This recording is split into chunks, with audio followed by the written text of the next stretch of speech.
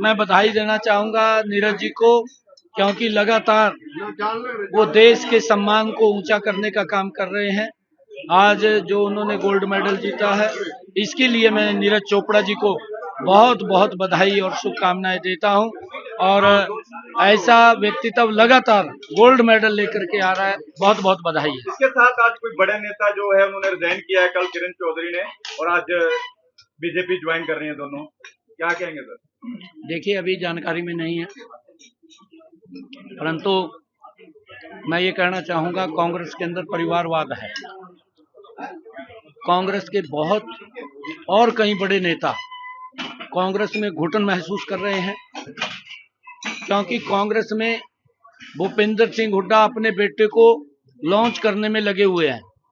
जिस प्रकार से कांग्रेस पार्टी राहुल गांधी को लॉन्च करने में लगी हुई है, हरियाणा के अंदर भूपेंद्र सिंह हुड्डा अपने बेटे को लॉन्च करने में लगे हुए हैं।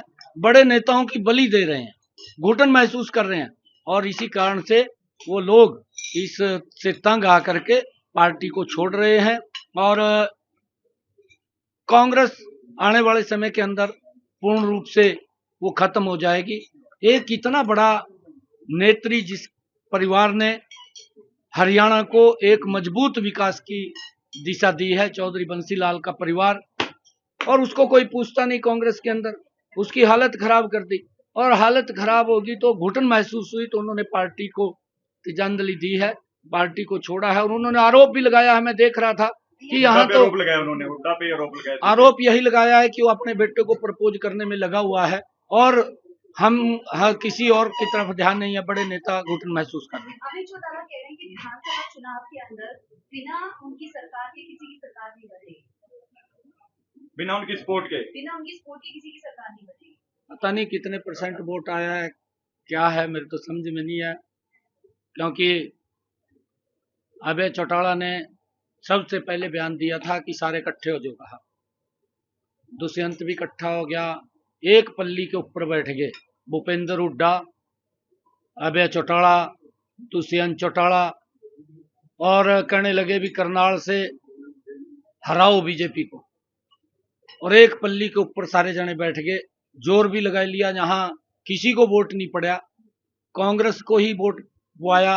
अभय चौटाला ने भी, वो चेहरे भी इनके सामने आ गए हैं, और प्रदेश के लोग भी समझ रहे हैं कि ये एक गरीब बेटे को, अगर नरेंद्र मोदी जी ने उनको आगे बढ़ाने का काम किया है, एक गरीब परिवार का बेटा, और उसके लिए हुड्डा भी, अभय भी, दुष्यंत भी एक पल्ली पे का बैठ गए उसको हराने के लिए।